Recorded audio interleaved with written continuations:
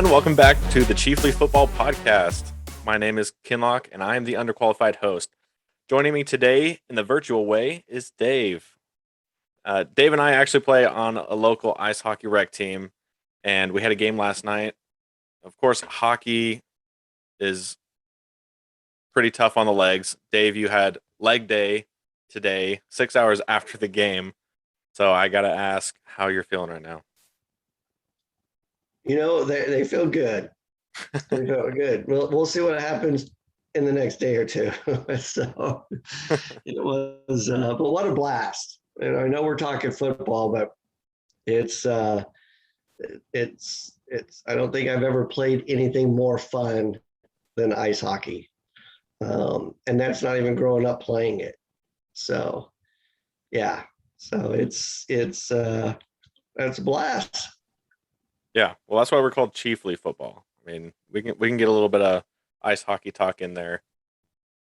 Yeah, well, I'm glad you're feeling pretty good. Again, at your age, probably the next day is probably when you feel it. Yeah, but you carry the team with 2 goals, so kudos to you. You've got to be leading in points, and I'm sure that there's a lot of people wondering why you're not moving up in the division, but your dad can't move up with you, so that would explain it. Yeah, that's quite the controversy on our league, but it's playoff time, and I'm a winner. So go Eagles. All right. So thanks everybody for joining us for this 3rd episode of the season. Today we will recap the second game of the Chiefs preseason when they defeated the Arizona Cardinals 17-10. Before we get started, though, make sure to check us out on social media: Facebook, Twitter, Instagram, at Chiefly Football. Give us a follow. If you're joining us on YouTube, please subscribe, like, and share. Also, we want to hear from you guys. Let us know if there's something you guys wanted us to discuss, or if there's something you disagree with us on, especially in today's episode where we're going to be debating the potential final roster for the 2021 Kansas City Chiefs. All right, Dave. So what were your thoughts about the Chiefs preseason game against the Arizona Cardinals? I think the game kind of went how most of us probably thought. With what we were hoping to see, the offensive line looked good. Probably the biggest thing that stuck out to me is if I'm an Arizona Cardinal fan, I'm pretty concerned about our offense because Kyler Murray and that first team offense was not impressive. So that would be my concern. That was the biggest thing I took out of it. As far as on the Chiefs side, I felt that a lot of people have said that Mahomes was off. And, I would attribute to it. I felt that they were just trying to force the ball to Hardman. They had slid Hardman in to Tyreek Hill's spot.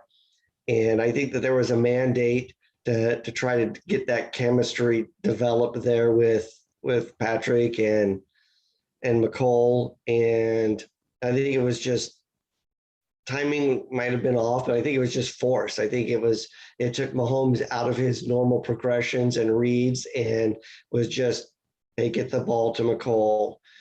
And I think it generated some uncharacteristic play from Mahomes, like when he rolled out and threw the pick, just making something happen. I'm sure he knew it was his last possession, so it was just like try to make something happen.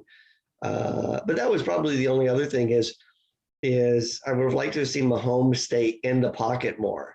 It looks like he still feels like he's playing behind the offensive line that he had in front of him at the Super Bowl. And there were times when, that particular play when he rolled out, when he did not need to, he could have stepped up in the pocket. So, just small things. I was really impressed with the offensive line. Trying to think anything on defense. Thornhill made a nice interception, but I don't know that that's changed anything with him. Devon Key, the safety that there was all the rave talk about during camp. To be honest, I haven't seen what they've talked about. I'm sure his skill set is there, but it's probably going to be on the practice squad. So, what about you, Kinlock? Well, I think the first thing you look for, like you said, is the first team. The fact that our defense was able to shut down their offense, the Cardinals' offense looked rough and definitely not what you want to see if you're a Cardinals fan. I think Kyler Murray, when he was coming out, had similar comparisons to Patrick Mahomes in that he played in the air raid offense, and he's got a good arm. He's mobile. I mean, obviously he's faster and runs a little bit better than Mahomes, but both of them were baseball players, and they just have that similar like ability to throw from different arm angles and things like that.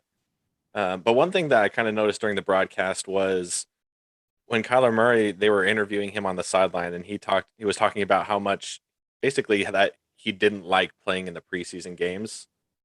Um, that he just didn't feel like they were necessary. He'd rather just play he just wanted the games to count. Yeah. But then you look on the other side, and Patrick Mahomes he just looks like he's so happy to be out there playing football. He doesn't really care, what the circumstances are. He just wants to play. And I don't know. I think that just kind of stood out to me as, both teams consider their quarterbacks to be the future of their franchise. Obviously, Mahomes has actually done basically everything that a quarterback can do, winning an MVP, Super Bowl MVP, and winning the Super Bowl. But then, yeah, then Kyler Murray on the other side, it just seems like something, he's still missing some of the things that make Patrick Mahomes great. So that's just something I appreciated about Mahomes. It's just he's a baller. He loves the game. And I think that translates to the success of the team. I think Kyler Murray, I don't know, maybe it's his baseball background in that, he was a first round pick from the Oakland A's. And in baseball, when you're growing up, you're playing travel ball and you hardly ever practice. You just play games all the time. And so I wonder if that's kind of been his mindset even in football, like, I don't know, practices or preseason games, like what they don't count, like why do they matter? Just get me in a game. But Mahomes, he just seems to love the process. He loves everything about it. And I'm sure I think that's what Andy Reid loves the most about it is teaching everybody in the process of getting there. It's not just about the games or just about playing in the Super Bowl. So I think when you have, the leader of your team who kind of sets that expectation for everybody else on the team, even in preseason games and in practices, that, everybody needs to come to work every day and work hard because every day counts.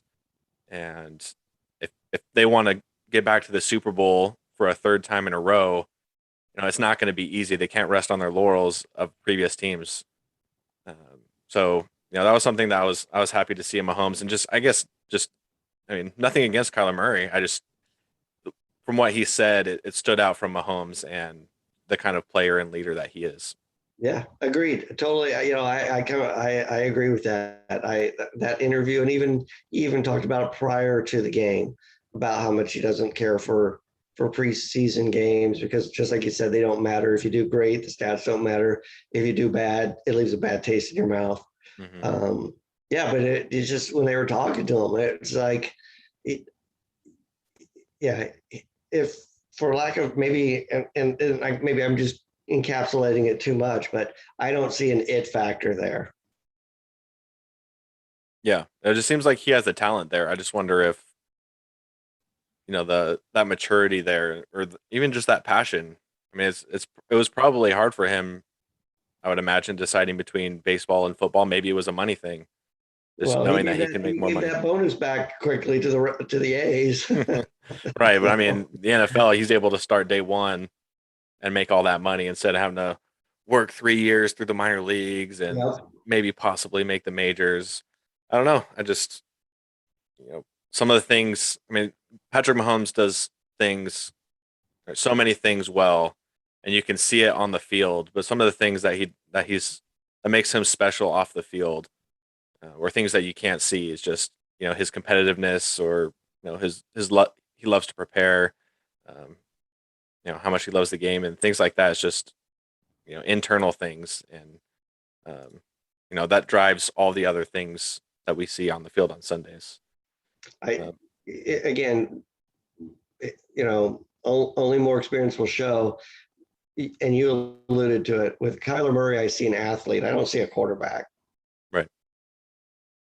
Yeah, and I think, I mean, maybe we're getting on a tangent here, but maybe the thing that makes him even as good as he is, obviously his physical traits, but just the fact that he's playing the same exact college offense that he played with in college. So he hasn't even had to really make that mental jump necessarily that other quarterbacks have had. But Mahomes played in the same offense, but he's not playing the same offense now. He had to learn a super complex offense from Andy Reid. Obviously, Andy Reid's going to tailor the offense to his strengths and help him along. But Mahomes had to put in that effort and make those things happen.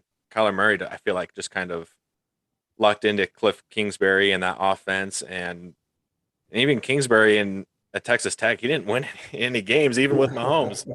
So the Arizona fans are still waiting for that. There's a lot of buzz about them this year. They're supposed to be an elite offensive team with the playmakers that they have, but definitely not a good showing. And even if they are good this year, I guess that makes the Chiefs starting defense look even better with the way that they were shutting them down. So we'll see if that actually, is an indication of how good the Chiefs defense is going to be. But I thought they were really good signs. I thought Chris Jones played well. It's starting to look more and more like he's actually going to get more time at defensive end than any other position. And we're going to get to it right after this. But in my roster predictions of the 53-man roster, I have him listed as a defensive end, just because I think that's where he's going to be playing most of the time. And just because we have really good depth at defensive tackle. So I think it just makes more sense to keep him at that defensive end position for the most part, and only move him inside when we really need a pass rush or something like that. Or scheme, right? Yeah. When you've got that matchup, but at least there's that flexibility there. Absolutely. All right. So let's just go ahead and jump into that. That'll probably be the main event of this episode. We're just going to go through each position group and, anything that sticks out to you. If there's somebody you want to comment on, or a surprise, or somebody to watch in Friday's game, we can just talk about that briefly. And just keep in mind, as cut downs are on Tuesday after the game, and a lot of the people that we see getting cut will end up back on the practice squad. And the practice squad changes that happened in 2020 are carrying over to 2021. So that means there are now 16 spots on the practice squad, and 6 of those are available for players who have been in the league for more than 2 years, and they cannot be signed away from other teams, which is nice. So they're actually safe from being poached from other teams. So I think a lot of the decisions that are happening with the Chiefs, I think, a couple of these fringe bubble players, they actually would keep on the team if, obviously if they could, or they see them contributing in a very real way in future years, but they just don't have the room this year. So even if some of these guys get cut, they could still end up being, potential playmakers or future starters for the Chiefs in the coming years. So we'll just start in the quarterback room. Patrick Mahomes, Chad Henne. I think it's pretty self-explanatory there. I do think it's an interesting debate that the coaches probably have. I was really impressed with Shane Buechele over the first 2 preseason games. Obviously, he's only playing against the threes for the most part. But he got moved up ahead of Gordon, and Gordon just recently got cut in that last wave of cuts. But Buechele, led the game-winning drive in the first game, and he played really well in the second game. And he was kind of a blue chip prospect in college, didn't quite have the career he wanted at Texas, transferred to SMU. So, I mean, I would guess that they're probably not going to keep a third quarterback just because they need positions elsewhere. But I think that they're encouraged by the signs that he's given, and he could be someone who gets picked up by another team and given a shot at a backup quarterback role just because of the impressive tape that he's put on. Though I think the Chiefs will want to keep him on the practice squad if he slips through waivers. Do you have any thoughts on Bouchel or the quarterback room? No, because if it's not Mahomes, then it really doesn't matter. In previous years, I would be curious if we had a developmental quarterback. Now I'm not, because yeah, I mean, we see who's in front of him is Chad Henne. So, and Henne looked good in his time out there. So, but if we're ever have to go to Shane Bouchel, then things have gone off the rails. Right. Yeah, and I think the only thing, I mean, obviously Bouchel, he's just he's competing for the backup job very clearly. So, I mean, if anything, he's probably competing for the future backup job once Henny's gone. So, and I think the benefit, I just think the benefit now for fans, if you're trying to keep an eye on the backup quarterback position, especially young quarterbacks, would just be one, Andy Reid developing a guy who they could flip for draft picks in the future, the way Belichick has, and Andy Reid's done it before with Kevin Cobb in Philadelphia and Nick Foles here in Kansas City. Well, yeah, but just even once Chad Henne retires, I mean, he's getting up there. He's mid-30s, so he's not going to be playing forever. And you still want a quarterback behind Mahomes. And I don't think you're going to be drafting anybody to fill that position. So you're going to look for undrafted guys or, guys who know the system that can kind of fill in that position, who can just steady the ship if Mahomes, goes down for a game or two or whatever. So, all right, running backs. Clyde Edwards-Helaire, our starting running back, Darrell Williams, and Jerick McKinnon. Also have the fullback Michael Burton, who I've been pretty impressed with him. He reminds me a lot of Anthony Sherman, very similar build. He's shown good hands. Stretch out of the backfield and just rumbled down the field. Yeah. It was nice. Yeah, his hands seem like they're a little bit smoother than Sherman's. Were, and we're not sure yet if he's as good on special teams. Dave, he made a tackle in that game. Yeah. Okay. So yeah, I know that there's been talk about us possibly not carrying a fullback. I see us carrying a fullback. Andy Reid likes having a fullback, and Burton has looked good. And so I would be surprised if we didn't have a fullback on this team when we get through that 53 man. Yeah, I think when you're doing the 53 man roster, I mean, especially when you're doing those last couple, you could try to make decisions at positions.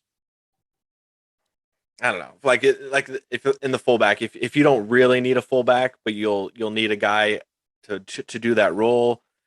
But you have an extra tight end that you want to keep. Like in our situation, we have four tight ends who are fighting hard to make the team right now. Four tends to be a little bit more. I mean, most teams carry three unless they're a run heavy team. So maybe you say, hey, we're going to keep an extra tight end, and we won't carry a fullback this year because our tight end can fill that role in a limited capacity. But I think I would have been fine with that if Burton wasn't any good. Right. But I think Burton has proved that he can contribute meaningfully to the Chiefs offense. He's blocked well. The fact that he can catch the ball, which is critical in this offense, I think if you're going to be on the field with Mahomes, you have to be able to catch the ball. Well, I think with this offensive line, we're going to see, and we've talked about this before, a greater dependence on getting those short yardage conversions, and this offensive line is going to be better at pounding it in, pounding it on the ground for those tough yards. And I see Burton being a part of that, as opposed to, just like you were saying, is sticking Blake Bell back there. If Burton is a better blocker than Bell, and indications are, I think Bell is, people talked about him being a good blocker, good blocking tight end. I think he was just better blocking than Demetrius Harris or other tight ends that we had. Right. I don't think he's an elite blocker. So I can see the opposite. I can see keeping Burton and letting Blake Bell go. Mm-hmm. And Blake Bell ending up, maybe on that practice squad. If they're really in love with, the conversion of our tight end. Yeah. So, which I hope Fortson is. I know Dave Taub has raved about him on special teams. And so I see that an opportunity for Fortson as well. Yeah. Yeah. So obviously we'll just move into tight ends there. And I have us keeping all four of them because I think Fortson has that upside, especially as a receiver, to help the Chiefs. We'll get to the receivers next, but we're not expecting the same amount of production from our wide receivers, and so if we have enough athletes and playmakers in the tight end room to kind of make up for that, then we should take the help when we can get it. And Fortson, he over the last couple of years, I think people have been concerned about him. Like, he's always been a good receiver because that's what he was. Right. But people have been concerned about him being able to play special teams and block. And like you said, Dave Tobe said, he's been very impressed with Fortson and his special team play. And then he even got highlighted during the game talking about his blocking. So, just the fact that he's become more well-rounded, he's become more valuable to the Chiefs because he can do more than just catch the ball. So I think, having him, Noah Gray obviously making the team, Travis Kelce. I think Blake Bell is actually the tight end, like we were talking about, that I would probably say is more on the bubble than than either of the other two young guys. Just because I think he's a little bit more limited. Both, I mean, I would say he's a good blocker, and he's a decent receiver. He just doesn't have the athletic upside as a receiver, and while his blocking's good, if anybody else can block as well as him, then they automatically have that advantage on him. So, I liked Blake Bell before, back when it was between him and Demetrius Harris, but I mean, now that it's kind of a loaded tight end room, I wouldn't be surprised if he gets cut to make room for another position that they want to add depth at. Yep, agreed. All right, so moving into our wide receivers, there's a big question mark here. We have Tyreek Hill at number 1, and nobody really at number 2. And you talked about Mecole Hardman and how he's done this preseason and the concerns that we've had with him. Demarcus Robinson, Byron Pringle are the other 2 receivers who are fighting with Hardman to get that number 2 spot. And we kind of talked about it before the show, but it seems like they're going to be going with that platoon role of having 3 different receivers try to fill that number 2 wide receiver position. Yeah, we don't have a number 2. we have a number 1. Well, and we've heard a lot of it here locally, right? Our number 1 and our 2 receivers are Tyreek and Travis. Right. So whoever that third guy is, who's, whether it's Hardman, Demarcus, or Byron Pringle, it doesn't matter, because we've how many years have we had all of them? It's, we're going on 3rd year with Mecole. I was hoping to see some growth from him um, from year 2 to year 3 because he wasn't able to get that growth. And I think we talked about it before because last year they didn't have OTAs and training camp and things like that. So he didn't get that extra instruction. But it's my understanding he didn't work out with Patrick Mahomes at all during the summer. So, I mean, that kind of tells me, well, on the outside, I question what that commitment is because how many times, and does Tom Brady, get his receivers together during the summer and working on timing and everything. And it shows. And so I just question, what the commitment is there to being, reaching his full potential.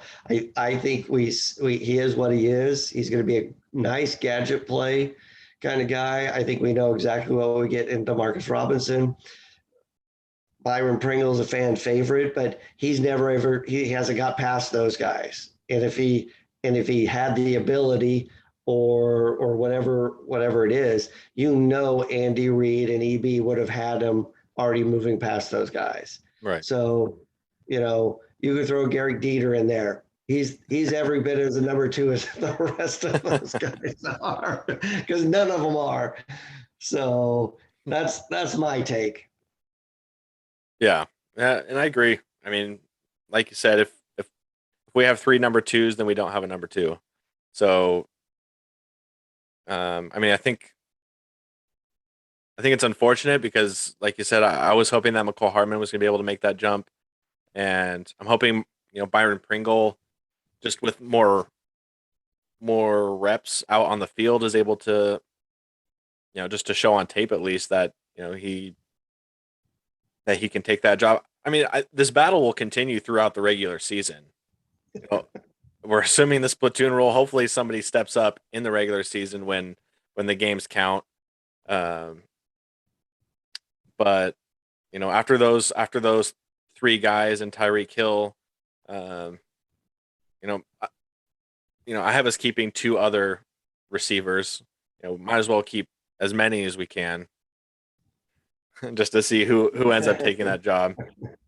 So Marcus Kemp, I think, I don't know. He's the special teams guy. Dave Tope loves him. Yep. Not expecting to see him at receiver at all, but almost a sure thing. Probably in there. I mean, he's the same as any. He can bring the same results as any of those other guys. Yeah, and he's been with us for a while, so he probably knows the offense pretty well.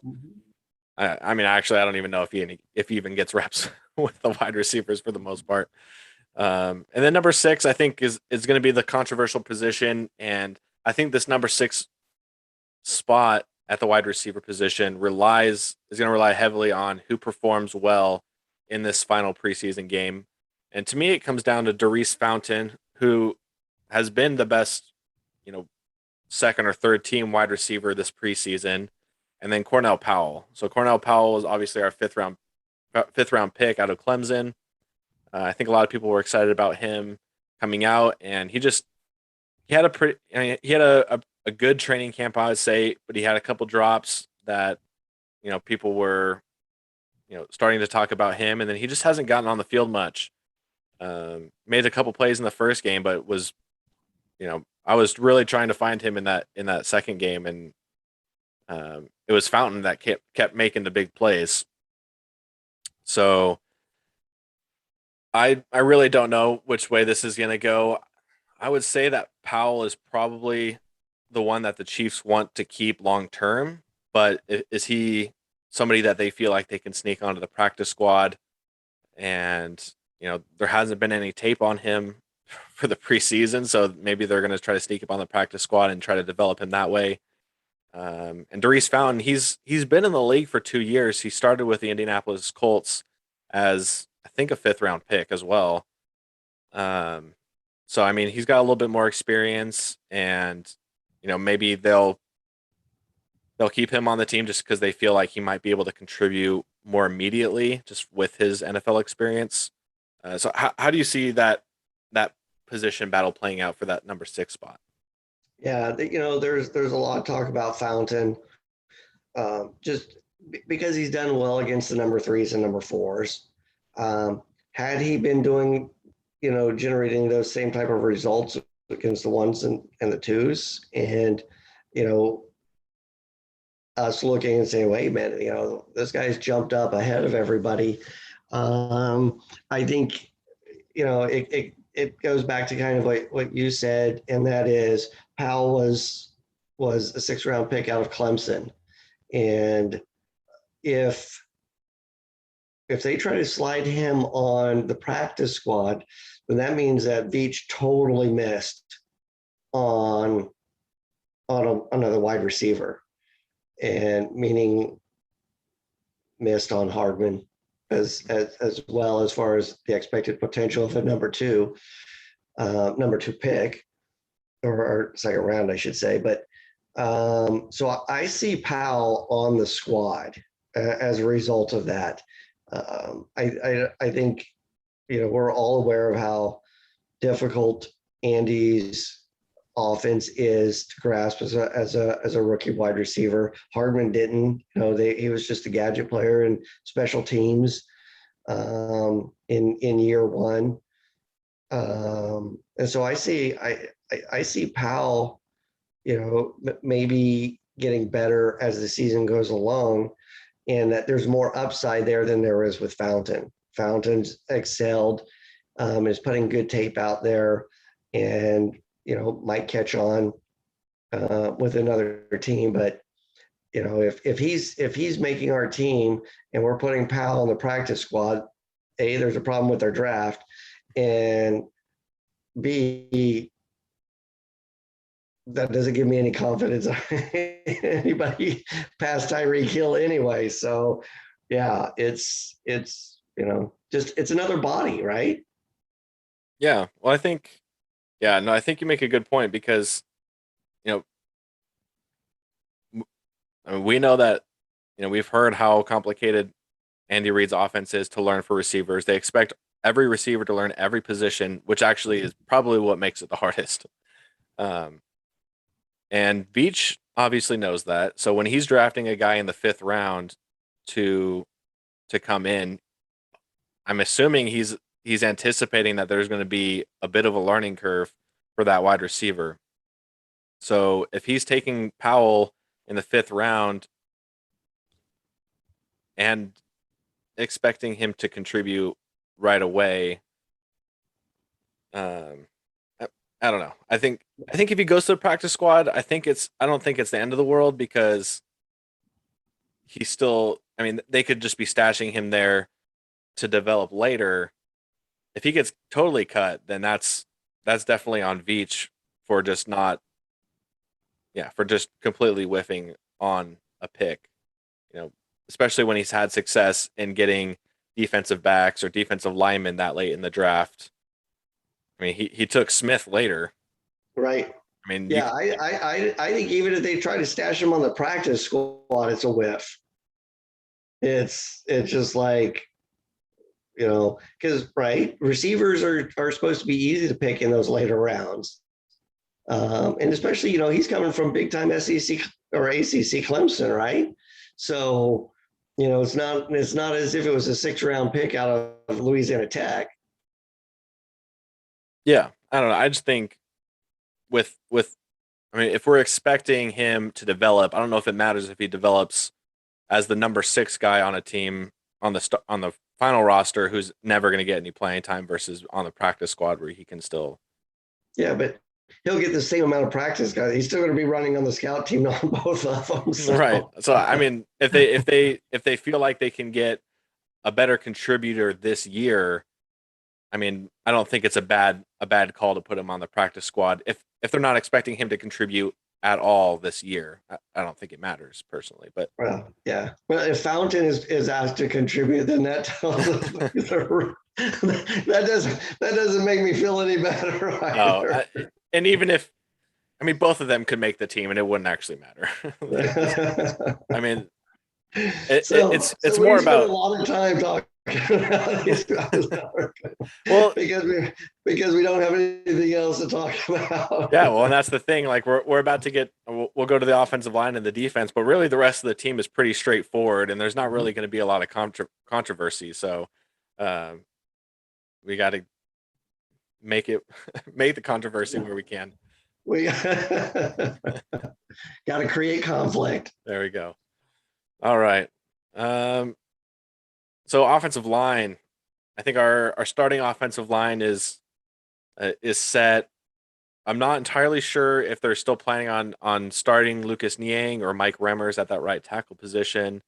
But I mean, the left side with Orlando Brown Jr., Joe Tooney, Creed Humphrey at center seems like 100% set in stone, barring injury. And then Trey Smith at right guard, he seems like he's done a great job at that right guard position.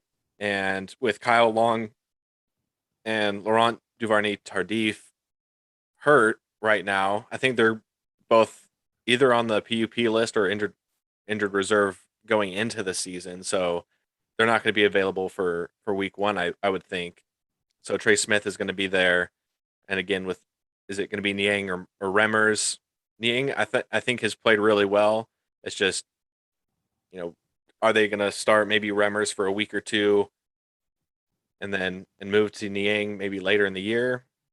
I don't know. But I don't think it really matters. I think they're I would probably say that Niang's probably going to end up starting. And then I also have Allegretti, Andrew Wiley, and Wanogo, Prince Tega Wanogo, making the team. Andrew Wiley is going to be the swing tackle. He can play every position, so he's going to be there for that flexibility. Allegretti was a starter last year, and can play any of the three interior offensive positions. And then Tega Wanogo, he is an offensive tackle and can play both sides.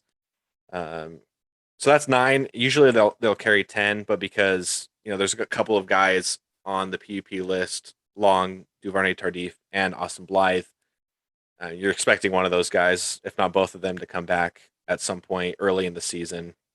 Because I think Blythe is expected back on for the first game, right? Yeah, that was the last report that I saw, so I'm not sure if anything has changed. I think I saw that he was going to be out for 3 weeks. Okay, which I think probably puts him right there at week 1. So let me ask you this, because I'm with you on those alignments. The consensus, or I shouldn't say consensus. A lot of it is, I mean, like if you look at a lot of the depth charts that are out there, you've got Niang, Smith, and Humphrey starting, right? A lot of people have got those penciled in, and there's been so much talk and so much hype about them in training camp. They've looked good, in the 2 preseason games. We got to keep in mind that even in the preseason games, even Arizona had some missing key contributors on the defensive side. Yep. So it's not as if, they're, all things being equal, right?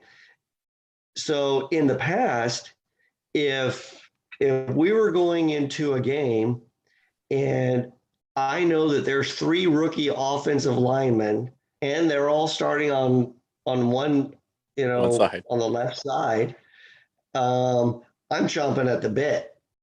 I'm just like, yeah, we're gonna roll them.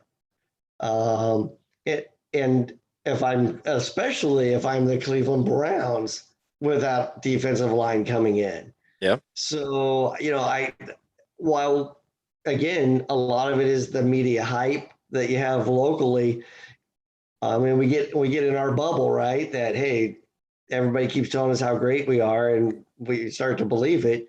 But if this was another team and we were going to play them, I would be looking forward to setting Chris Jones and Frank Clark and our defensive line up against those guys. Yeah. So I think kind of what you mentioned is I can see a Remmers or, some of that experience starting starting, game one, and then working those other guys in with the ultimate expectation that they're going to take it over.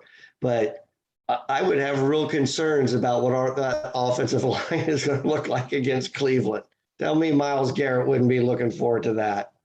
Yeah. Well, I think luckily, I think for the most part, Myles Garrett plays on the other side. So Yes, I he mean, maybe does. they'll move him over. I mean, Yeah, you got to wouldn't take you advantage of that if you can get it. get that matchup? Yeah, I don't think they've ever really done that before. So, No. um, But who started 3 offensive linemen on a Super Bowl Super Bowl contending team? So yeah, yeah. I mean, it definitely. I'm sure it looks good for the Browns. I would say that though. I mean, the Chiefs have Patrick Mahomes, so I think he can make up for some of the shortcomings, especially knowing that our left side is going to be pretty solid. In the Super Bowl, he couldn't make up for it because there was holes everywhere. so he'll roll to the left every Yeah, so time. he'll roll to the left. Maybe they'll put a running back not named CH on the right side. Maybe they'll keep a tight end in. Um, you know, maybe they'll. I don't know. I would probably run the ball more. I would probably just early in the game establish the run, especially to that side, because with Smith and Yang, they both love to run block, and if you can get on the offensive attacking in a run blocking scheme, I think it's an easier way for those linemen to get the butterflies out. It is. Yeah. So Yeah. so I think if you attack those defensive linemen, get the offensive linemen more comfortable, that would go a long way. And then that opens up the passing game later. But they have that confidence going against Myles Garrett, or I mean, they have a good defensive line over there. So Yeah. I would say that's the way to go about that. I'm just excited to see, because again, we're all geared up. Hey, 13-4, 14-3. I think there's going to be some growth that needs to take place on this on the offensive side, and there might be some growing pains associated with that, and I hope that one of those pains isn't getting Mahomes killed. Yeah, well, so. And that's something that you want to see early in the season. You know that the offensive line. No.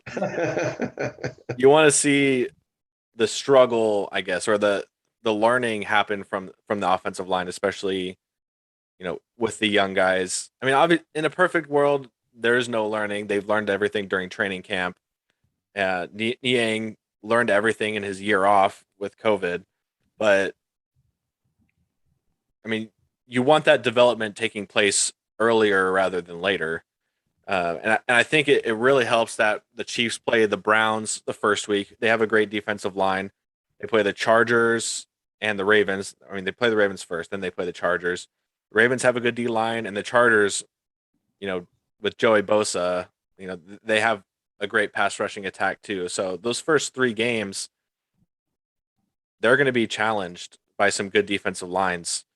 And I think that's the growth is going to happen there, and that's where you want it to happen. You don't want it to happen, towards the end, or you don't want to go against a bunch of easy defensive linemen at the beginning of the season and then get rocked towards the end of the season or in the playoffs by, I take those easy wins to start. Because I think one of the things you're bringing up is generally when you have that rookie there, you're wanting to get him some experiences, but make sure you're putting him in places to be successful, and then doing some things to protect him. But you're talking about possibly 3 rookies starting. That's really hard to, other than what you said, to work around, other than, develop the run game, some of those things. So this is a bigger order than I think anybody's giving it. A lot of press. I think it's there may be a shock to the system. Yeah, no, I totally agree. So I think, fans should probably temper their expectations on the offensive line to start the season because, like you said, the preseason games, they haven't been able to go against top level competition. And the Vikings, Zimmer says that he's going to play most of the starters, but I think that most of the stars aren't going to be playing. I mean, Daniil Hunter, he's a star defensive lineman. I don't think he's expected to play. So I think it'll just be another week where they go against some twos and they have a good showing. But again, yeah, so don't I mean there's going to be a learning curve still for that young offensive line, especially at center as well with Creed Humphrey. He's he has so many responsibilities calling out protections. He's in charge of that offensive line and being able to read defenses. He has to be on the same page with Patrick Mahomes. They have to make sure that their communication is on point so everybody knows exactly what they're doing, and that's going to come with the with game experience. So Yeah. I think he might have some trouble at the start when defenses are actually applying some complex pressures and things like that. So yeah, so I think the first few weeks, don't be surprised if there's a couple missed blocks or there's a free rusher that comes in on Mahomes. That being said, I do think that the Chiefs offense and Patrick Mahomes especially is good enough to overcome some of those challenges that I think the Chiefs will still end up winning these games. I'm hoping that the defense, steps up and helps with that. So yes, be aware of it, but I don't think at the bottom line it's actually going to matter. Yeah. I don't know. Yeah. We'll see. And I hope it doesn't. I hope they do as well as everybody says that they are. And when I say everybody, right, it's the press, the Kansas City press, right? Who built these guys up so strong that, and they'll be the first to criticize too, right? When it all, when Mahomes takes that shot. But yeah, is that curve is going to take place. I'm just glad they're playing. You mentioned the Chargers, and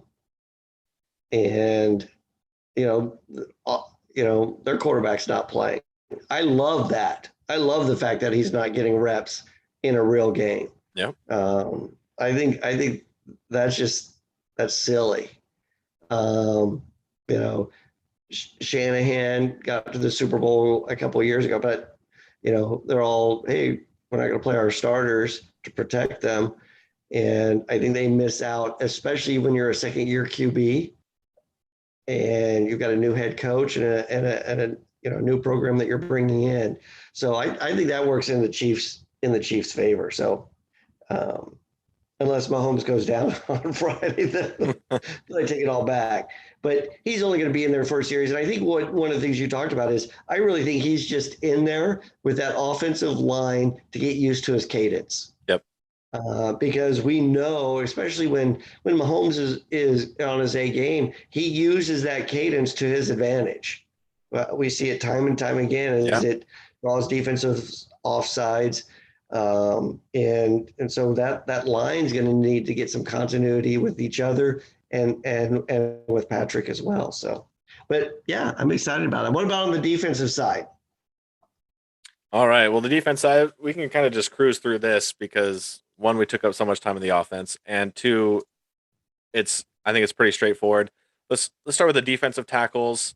Like I said before, I actually moved Chris Jones over to the defensive end position. So for the defensive tackles, I had us keeping 4 with Derek Nottie, Jerron Reed, Tershawn Wharton, and Colin Saunders.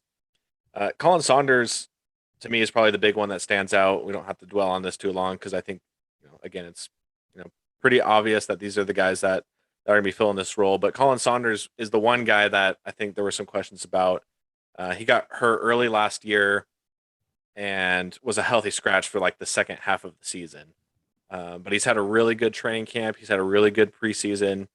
And, and he was, when we drafted him, he was out of some, D3 school and was doing backflips. He was considered like the, man, why do I always blank on his name? The Aaron Donald of D3. So, I mean, it's D3. So, you know, but I mean, he was a mid-round pick. I want to say third, maybe fourth. Um, but I'm just glad that he's kind of figured it out. Um, and I'm excited for this defensive tackle group because I think each of them have shown that they can play that role well, especially stopping the run as long as we're getting pressure from the outside group. Yeah, no, it's I'm yeah, I want to see if I want to see Kalen, put it, stack it in real games. Yep. And unfortunately in the league, you do have people who get injured and have those setbacks, and sometimes they're not even given that opportunity to really um, showcase and rebound. So I hope that he does, because if he is, that just can, yeah, just fortify. So that defensive line, we really need them to put some pressure on the quarterback this year. Yep. Something that they were not consistently effective at doing last year. In fact, they weren't good at all at doing it. Yep. And like you said, Chris Jones, we're hoping. I mean, you're still talking about, while he played quite a few snaps in that role last year, if they scheme it up that he's out there more often, we're always talking, is there any reason to think that we're going to see a better Frank Clark? So, maybe we're going to rely on a push up the middle, because other than Chris Jones, whether he's on the inside or the outside, I don't know where the rest of that rush is going to come from. Yeah. Yeah. So I think it's big that we got Jaron Reed. Hopefully he's as good as he was in Seattle. The other last guy we got from Seattle was Frank Clark. They played together and they did really well together in Seattle. Hopefully Reed can kind of spark that with Clark again. So that's going to take us to our defensive ends, where I have Chris Jones and Frank Clark starting, with Alex Okafor, Mike Dana, Tim Ward, and Joshua Kando in the backup positions. Okafor, we brought him back, and his biggest problem is that he's a little bit older and he struggles with injuries. So not a good combination.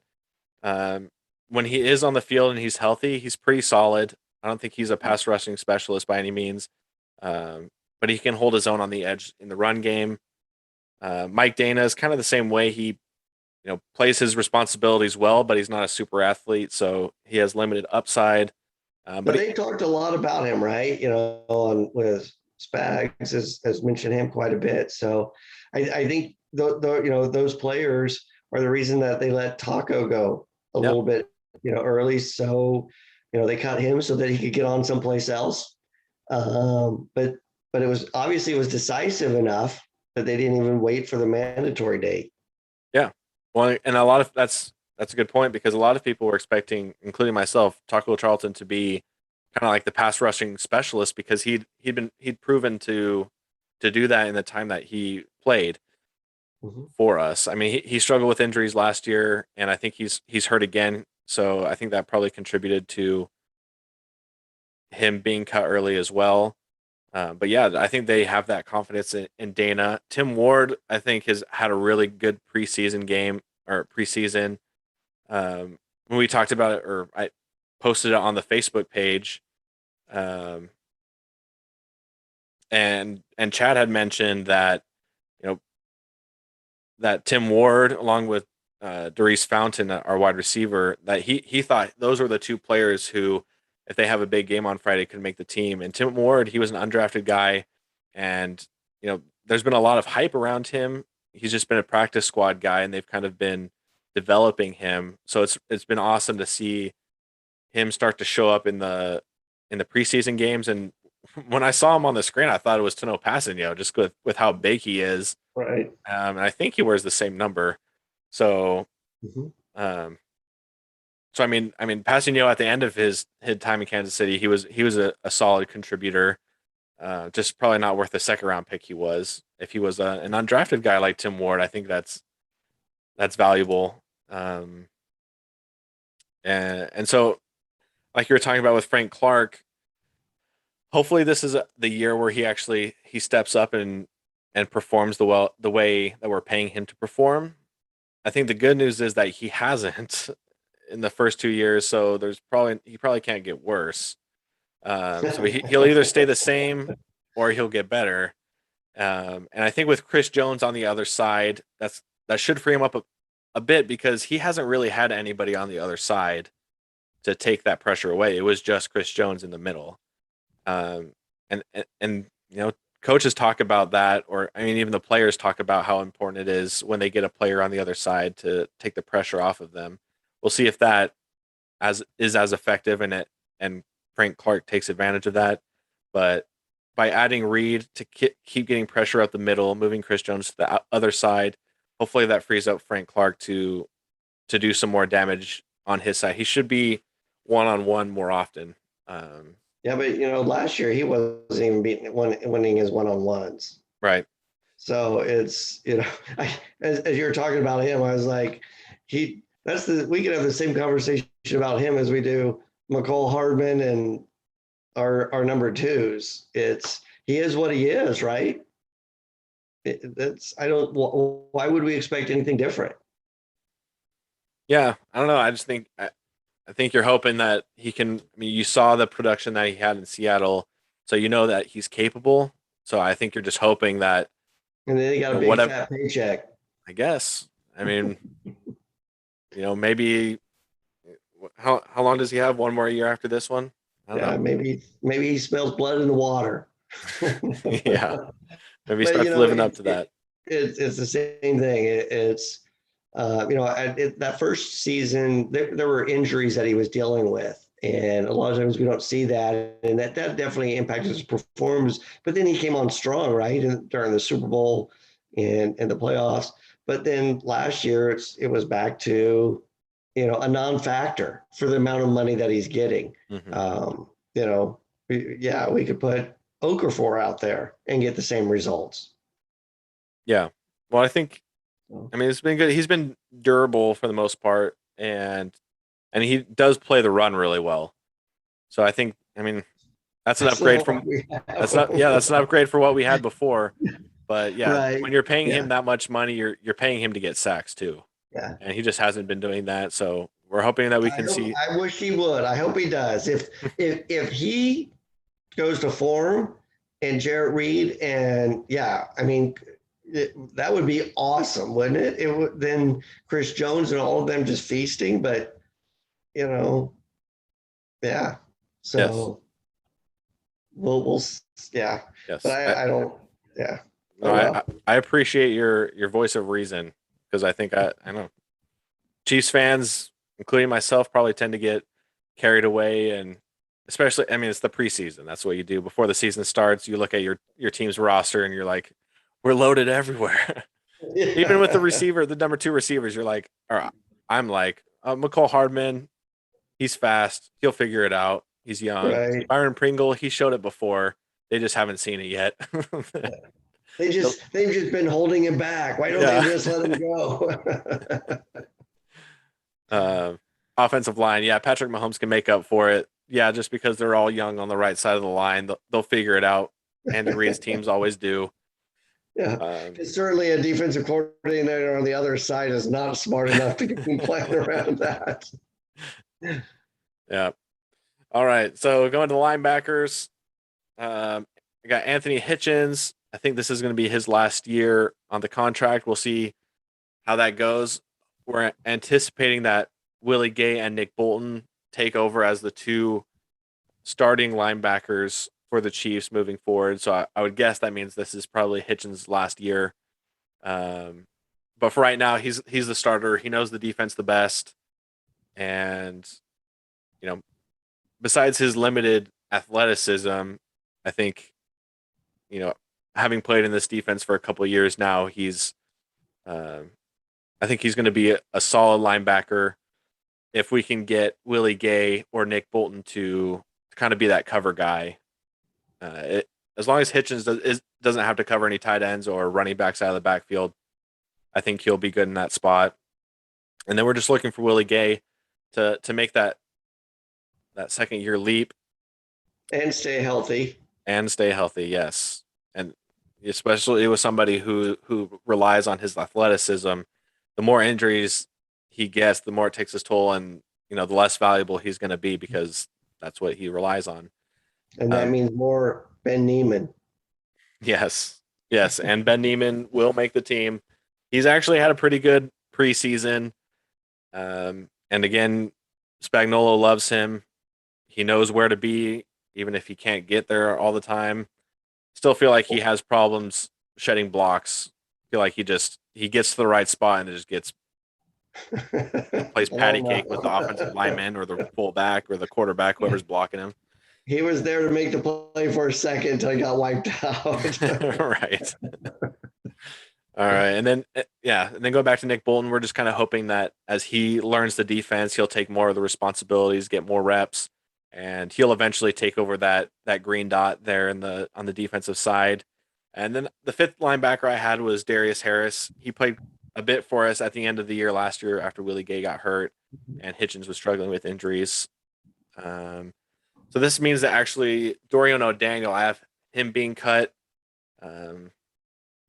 He only played special teams in this previous game against the Cardinals. Didn't play any defensive snaps because I think they were really trying to get a look at the other linebackers, Harris, Omari Cobb, and Riley Cole, undrafted guy. So Dorian O'Daniel basically has always just been a special teams player, and he's only made the team because Dave Toub likes him. I just think that with the linebackers now that we have, with Ben Neiman being pushed down to 4, I think it just pushes Dorian O'Daniel out. And we've had a couple other players, especially in the secondary, who can come in and kind of fill that role in special teams. So I have Dorian O'Daniel getting cut from the team after being a 3rd-round pick for us in Brett Veach's first draft out of Clemson. So, that's my prediction. You never know what's going to happen with Dave Toub. We always feel like he has maybe a little bit too much power with a lot of these fringe guys, but Andy Reid, he gives Toub the freedom for like the last 13 guys, like whoever you want for special teams, we'll take him regardless of how he would actually contribute in his offensive or defensive position. All right, so we'll go on to our cornerbacks. Charvarius Ward and L'Jarius Sneed look to be our number 1 and number 2 corners. I would say Sneed is probably our 1. And then we'll have Rashad Fenton, Mike Hughes, DeAndre Baker, and probably Bo Pete Keys as our 6 cornerbacks. I'm really excited for Hughes and Baker. I think that they have that potential to eventually become starters and to contribute regularly for our defensive backfield. I think Rashad Fenton, I have him at 3 just because he knows the defense and he's played both slot corner and outside corner. He's even dabbled in safety. So I just think that,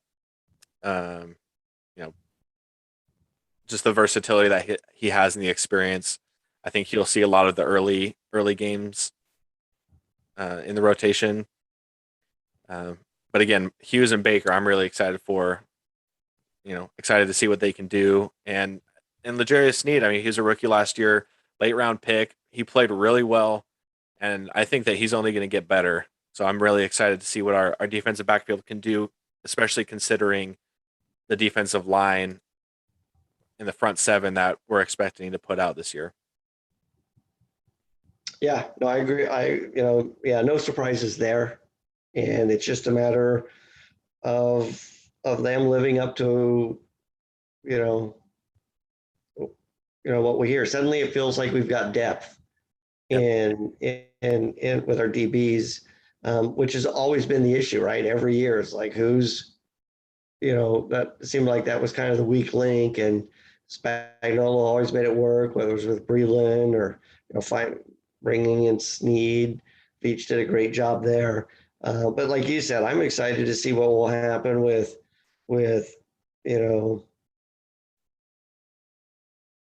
with Hughes and DeAndre. But again, both, this is, they're coming from, their reclamation projects, right? Mhm. And so you just kind of hope that we see the success there that, Hughes didn't have in Minnesota. Now he was dealing with injuries as well, and things didn't work out, for Baker in New York. But, a lot of that can be coaching as well. So I hope that they evolve to what we've hoped that they were, and what those other fan bases were hoping that they would become. Yeah.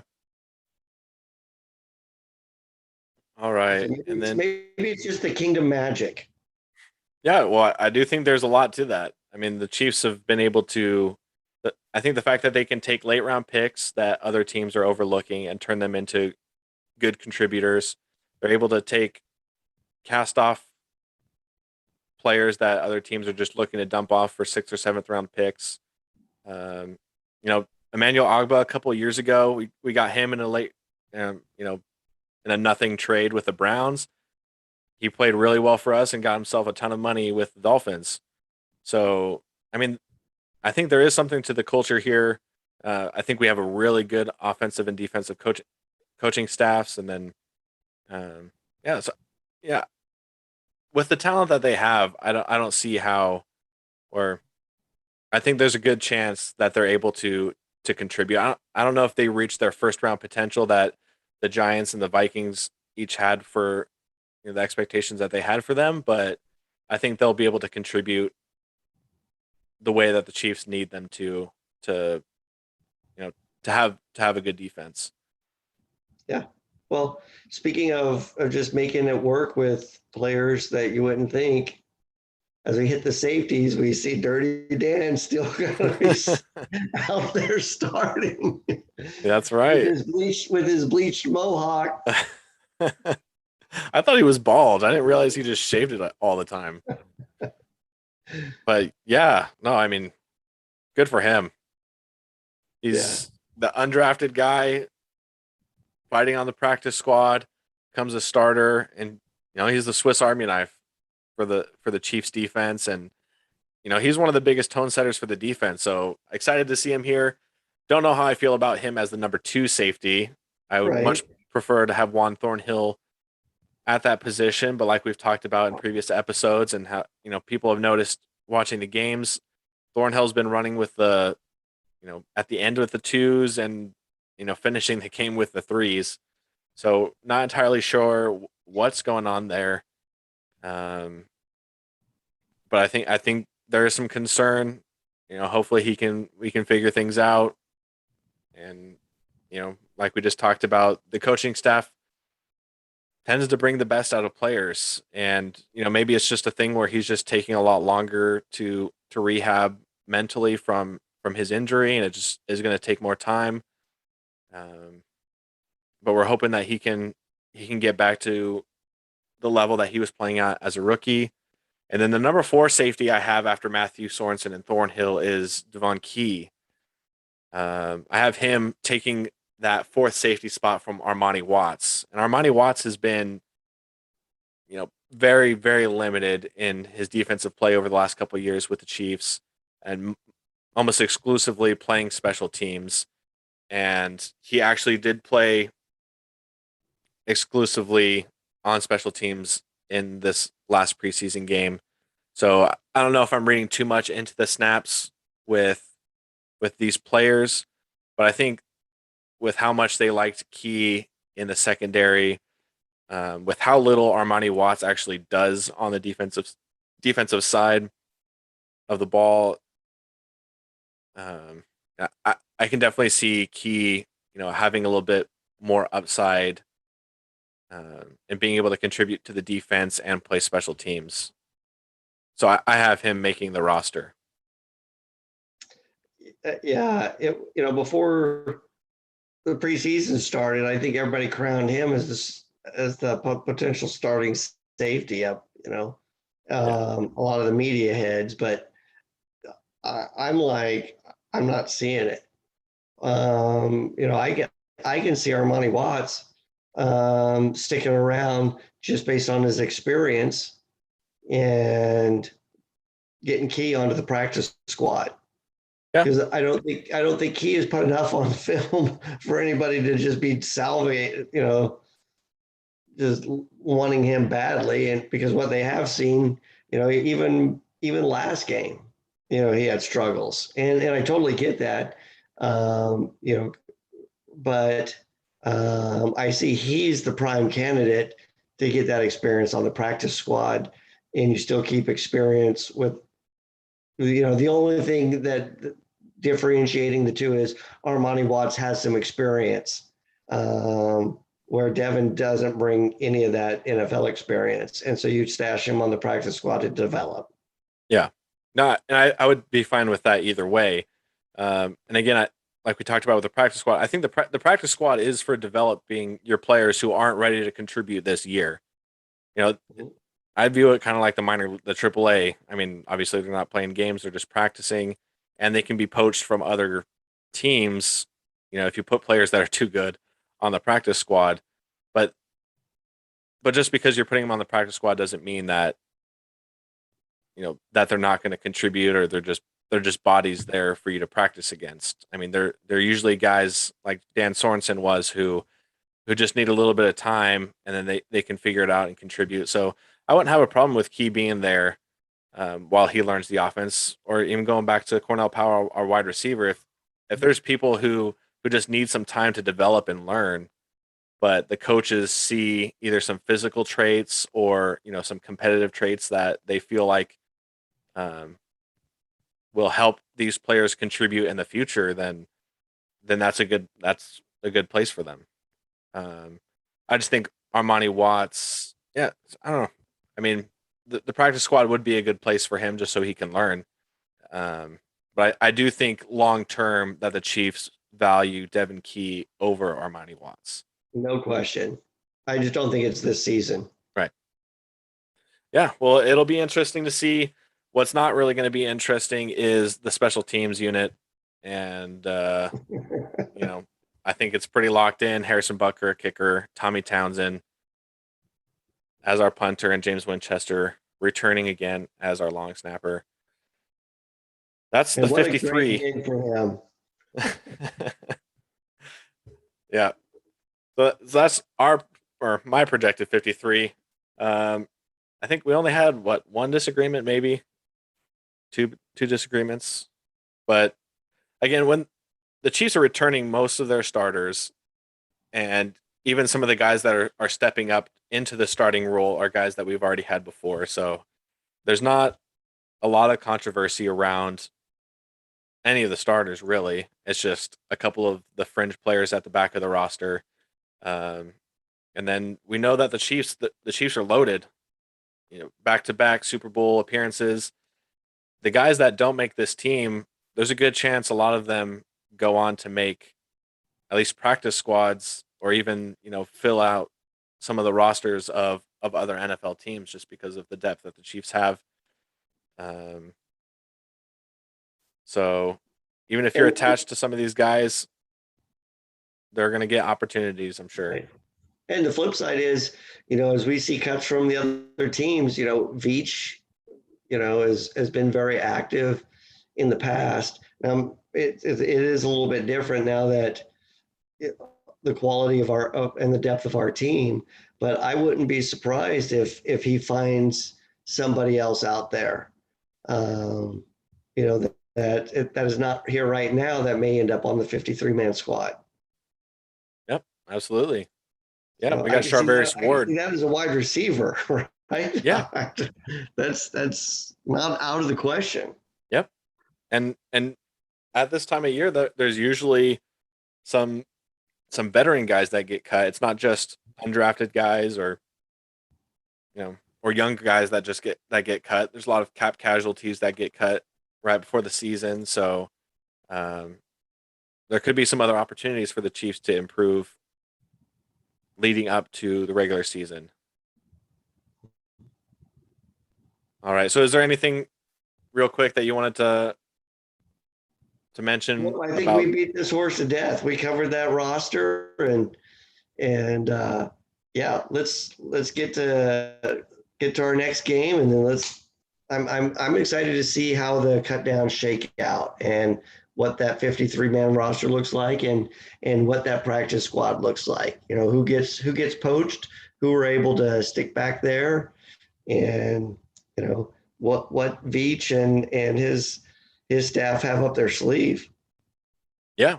Yep. We're really excited to see how this shakes up. I think it'll give us a little insight into the team building strategy for the Chiefs, and just seeing, you know, the positions that they keep. Maybe they go heavy at one position, go light at another, and just, yeah, some of the moves that they make after this preseason game. So thanks everybody for joining us for this Chiefly Football podcast. Let us know in the comments and on social media what your thoughts are on the Chiefs roster heading into the final cuts. Also, shout out to Gene. Today's his birthday. Happy birthday, Gene. And that'll do it for Devon Kinlock. Stay well, and we'll talk to you later.